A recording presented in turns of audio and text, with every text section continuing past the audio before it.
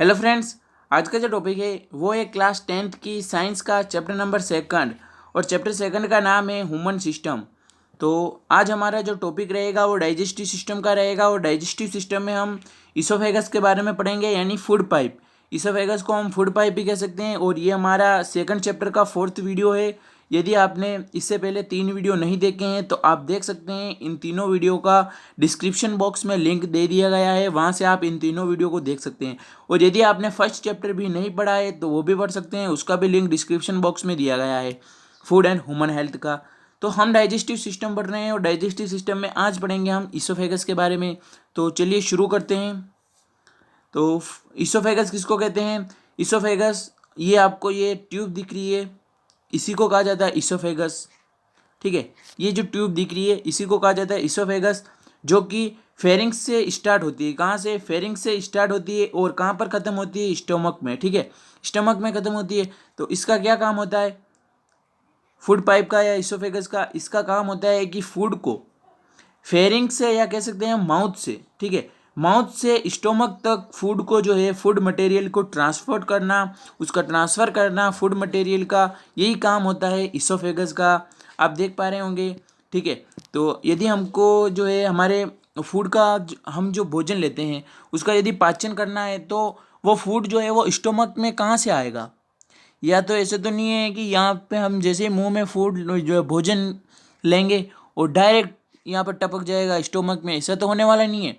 तो क्या होता है कि जो हम फूड लेते हैं वो फेरिंग्स में जाता है। आपको पता है फेरिंग्स में जाने के बाद में वहाँ से जो है फेरिंग्स के द्वारा फूड जो है वो इसोफेगस में आता है, फूड पाइप में। ठीक है, वहाँ से धीरे धीरे जो है वो फूड जो है वो कहाँ पे आ जाता है? स्टोमक में आ जाता है। ठीक है, और स्टोमक में जो है वो डाइजेशन होना स्टार्ट हो जाता है। और इसोफेगस में किसी भी प्रकार का कोई भी डाइजेशन नहीं होता है, कोई भी एंजाइम सिक्रेट नहीं होता है, कोई सलाइवा है जो है ये नहीं होता है प्रोड्यूस, कोई डाइजेशन नहीं होता है। इसका काम है ओनली इस फूड मटेरियल को ट्रांसपोर्ट करना। कहाँ से? फेरिंग से लगाकर स्टोमक तक, बस ख़त्म। यही है इसोफेगस। तो अब हम पढ़ते हैं बुक में जो दे रखा है। This is a narrow tube, यानी ये एक बहुत पतली ट्यूब है। विच गज फ्रॉम फेरिंग्स टू स्टोमक, जो कि फेरिंग्स से चालू होती है और कहाँ पर ख़त्म होती है? स्टोमक में ख़त्म होती है। ये बात मैंने बता दी है। और ये एक पतली ट्यूब है और इसकी जो लेंथ होती है वो 25 सेंटीमीटर होती है। ठीक है, यानी कि फेरिंग से लगाकर स्टोमक तक जो इस फूड पाइप की जो लेंथ होती है वो कितनी होती है? 25 centimetre. It's begin from lower portion of pharynx and enter in the upper part of abdominal cavity. और ये जो है वो स्टार्ट कहाँ से हो गई? यानी कि फेरिंग्स के नीचे से। ठीक है, कहाँ से स्टार्ट हुई? फेरिंग से। और ये कहाँ पर एंड होती है? तो एब्डोमिनल कैविटी। मैं आपको बता दूं एब्डोमिनल कैविटी किसको कहते हैं। यहाँ स्टोमक से जो नीचे नीचे वाला जो पोर्शन है इसको एब्डोमिनल कैविटी कहा जाता है। और इस स्टोमक से जो ऊपर वाला पोर्शन, और ये अपन कह सकते हैं पेरिंग से नीचे वाला जो पोर्शन है, इसको थोरेसिक कैविटी कहा जाता है। और बकल कैविटी तो आप जानते ही हो। ठीक है, जो अपना माउथ है वहीं जो है वो बकल कैविटी है। तो बकल कैविटी तो यहाँ हो गई। ठीक है, और नज़ल कैविटी, ये नोज़ वाली जहाँ से हम सांस लेते हैं वो हो गई नज़ल कैविटी। नज़ल कैविटी के बाद में हो गई बकल कैविटी। बकल कैविटी के बाद में ये थोरेसिक कैविटी, और थोरेसिक कैविटी के बाद में ये एब्डोमिनल कैविटी। तो हमारी इसोफेगस जो है वो कहाँ से स्टार्ट होती है? फेरिंग्स के नीचे से। और ख़त्म कहाँ होती है? एब्डोमिनल कैविटी की जहाँ शुरुआत होती है वहीं पर ये ख़त्म होती है। बस यही दिया हुआ है, इजी है। ठीक है, वापस बता देता हूँ। ये एक पतली ट्यूब है और फेरिंग से स्टार्ट होती है और स्टोमक में ख़त्म होती है। और 25 सेंटीमीटर इसकी जो है वो लेंथ है। और ये कहाँ से स्टार्ट होती है? पेरिंग्स के नीचे वाले पोर्शन से स्टार्ट होती है और ख़त्म कहाँ होती है? तो एब्डोमिनल कैविटी में। यानी कि एब्डोमिनल कैविटी यहाँ से शुरू होती है तो ये यहाँ पर ख़त्म हो जाती है, यानी एब्डोमिनल कैविटी के अपर पोर्शन से ख़त्म होती है फूड पाइप। अब फूड पाइप का जो है, एक मिनट आपको मैं फंक्शन बता दूं। तो फूड पाइप का या इसोफेगस का जो है वो, इसोफेगस या फूड पाइप एक ही बात है। फूड पाइप का हो या इसोफेगस का हो एक ही बात है। ओ से आपको कंफ्यूज नहीं होना है, इसको इसोफेगस कहा जाता है। ठीक है, तो इसोफेगस का मेन वर्क क्या है फूड पाइप का?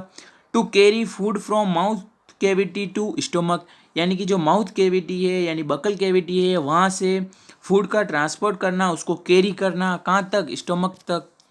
और कोई स्टोमक तक फूड कैरी करने का कोई साधन ही नहीं है, तो इसोफेगस के द्वारा ही जो है वो कैरी हो, यानी कि हम फूड को जो है हमारी जो डाइजेस्टिव सिस्टम है या अपन कह सकते हैं स्मॉल जो स्टोमक है, स्टोमक के बाद में स्मॉल इंटेस्टाइन है, स्मॉल इंटेस्टाइन के बाद में लार्ज इंटेस्टाइन है। तो इन सब तक जो है वो फूड कौन ट्रांसपोर्ट करता है, किसके द्वारा होता है, इसोफेगस से ही होता है। यदि इसोफेगस नहीं होती, फूड पाइप नहीं होती, तो स्टोमक तक खाना नहीं पहुंचता और स्टोमक के बाद में लार्ज इंटेस्टाइन में नहीं पहुंचता, लार्ज इंटेस्टाइन में नहीं पहुंचता और स्मॉल इंटेस्टाइन में भी नहीं पहुंचता। तो इसोफेगस का होना बहुत ही ज़रूरी है। तो इसोफेगस का क्या काम है कि जो फूड होता है उसको ट्रांसपोर्ट करना, और इसमें जो होता है वो मक्कस सीक्रेट होता है। क्या होता है, मक्कस सीक्रेट होता है। तो इसमें जो होती है इसमें मक्कस ग्लैंड्स होती है जो कि मक्कस सीक्रेट करती है। ये मक्कस क्या करता है, ये मक्कस ग्लैंड मक्कस को सीक्रेट करती है। तो ये मक्कस जो है वो फूड को स्लिपरी बनाता है, स्लिपरी यानी चिकना चिकना बनाता है, जिससे कि उस फूड का मूवमेंट जो हो वो सही हो सके। Movement of food in oesophagus, यानी कि जो इसोफेगस है, फूड पाइप है, उसमें फूड का मूवमेंट किस तरह होता है। ठीक है, तो उसमें जो मूवमेंट होता है वो स्पेशल टाइप का मूवमेंट होता है। कैसा मूवमेंट होता है, स्पेशल मूवमेंट होता है। स्पेशल मूवमेंट हम कह सकते हैं किस प्रकार, ये जैसे कि मैं आपको बता दूं कि इसोफेगस क्या होता है, वही जो फूड को ट्रांसपोर्ट करती है इसोफेगस। तो इसमें जो होता है वो बहुत सी मसल्स होती है इस इसोफेगस में, जो है वो अपने जो पतली जो नली देखी थी, ट्यूब देखी थी इसोफेगस, इस इसोफेगस में क्या होते हैं, मसल्स होती है। ठीक है, मसल्स प्रेजेंट होती है किसमें, इसोफेगस में। तो ये जो है वो एक स्पेशल मूवमेंट प्रोवाइड करवाती है उस फूड को, जो हम फूड लेते हैं उसको स्पेशल मूवमेंट जो है वो प्रोवाइड करवाती है। किस प्रकार से, ये मसल्स क्या करती है, कॉन्ट्रैक्ट करती है, रिलैक्स करती है, कॉन्ट्रैक्ट करती है, रिलैक्स करती है, कॉन्ट्रैक्ट करती है, रिलैक्स करती है, इधर से भी कॉन्ट्रैक्ट करती है, रिलैक्स करती है, कॉन्ट्रैक्ट करती है, रिलैक्स करती है। इसी प्रकार से इनका कॉन्ट्रैक्शन रिलैक्सेशन होता रहता है, जिस प्रकार से ये फूड जो है वो धीरे धीरे धीरे धीरे धीरे धीरे आगे आता रहता है और इस प्रकार से स्टोमक में चला जाता है। ठीक है, यदि ये कॉन्ट्रैक्शन और रिलैक्सेशन ना करे तो फूड एक जगह ही फंसा रह जाएगा, आगे नहीं चल पाएगा फूड। तो इसमें जो होती है वो मसल्स होती है इसोफेगस में, जो कि प्रोवाइड करवाती है फूड को स्पेशल मूवमेंट। उस मूवमेंट को क्या कहा जाता है, जो कॉन्ट्रैक्शन रिलैक्सेशन हो रहा है ना, उस मूवमेंट को कहा जाता है पेरिस्टालिसिस मूवमेंट। यानी कि इस मूवमेंट को कहा जाता है पेरिस्टालिसिस मूवमेंट। इस मूवमेंट के द्वारा ही फूड जो है वो स्टोमक तक पहुंचता है। इस मूवमेंट में क्या होता है बता दिया मैंने। इस मूवमेंट में क्या होता है, पेरिस्टालिसिस मूवमेंट में क्या होता है कि ये इसोफेगस जो है इसमें मसल्स होती है जो कि कॉन्ट्रैक्ट करती है, रिलैक्स करती है, कॉन्ट्रैक्ट करती है, रिलैक्स करती है, कॉन्ट्रैक्ट करती है, रिलैक्स करती है, जिससे कि जो फूड जो है वो इजीली जो है वो स्टोमक तक पहुंच सके। और इस मूवमेंट को कहा जाता है पेरिस्टालिसिस मूवमेंट। और आपको एक क्वेश्चन पूछा जा सकता है कि पेरिस्टालिसिस क्या होता है। तो पेरिस्टालिसिस क्या होता है, तो the alternate contraction and relaxation in different portion of alimentary canal is called peristalsis. यानी कि हमारी जो एलिमेंट्री कैनाल है, यानी माउथ से चालू होती है और एनस तक ख़त्म होती है, तो ये जो एलिमेंट्री कैनाल है इसमें डिफरेंट जो पोर्शन है एलिमेंट्री कैनाल में, डिफरेंट जगह पर कॉन्ट्रैक्शन रिलैक्सेशन होता रहता है। ठीक है, कॉन्ट्रैक्शन रिलैक्सेशन ये होता रहता है। ठीक है, तो इसी को कहा जाता है पेरिस्टालिसिस। यानी कि जो एलिमेंट्री कैनाल है उसके डिफरेंट पोर्शन में कॉन्ट्रैक्शन रिलैक्सेशन होता रहता है, उसी को कहा जाता है पेरिस्टालिसिस। ठीक है, और पेरिस्टालिसिस मूवमेंट यदि आपको पूछ ले तो पेरिस्टालिसिस मूवमेंट जो है वो इसोफेगस में होता है। उसमें क्या होता है कि स्पेशल मसल्स होती है जो कि एक मूवमेंट प्रोवाइड करवाती है फूड को, उसी को कहा जाता है पेरिस्टालिसिस मूवमेंट। इस पेरिस्टालिसिस मूवमेंट में ऐसा क्या खास है, तो ये मसल जो होती है वो कॉन्ट्रैक्ट करती है, रिलैक्स करती है, कॉन्ट्रैक्ट करती है, रिलैक्स करती है, जिससे कि फूड जो है वो इजीली स्टोमक तक पहुंच सके। ठीक है, तो यही है अपना इसोफेगस। अब जो नेक्स्ट वीडियो आएगा वो आएगा स्टोमक के बारे में, तो उसमें हम स्टोमक के बारे में डिटेल से पढ़ेंगे।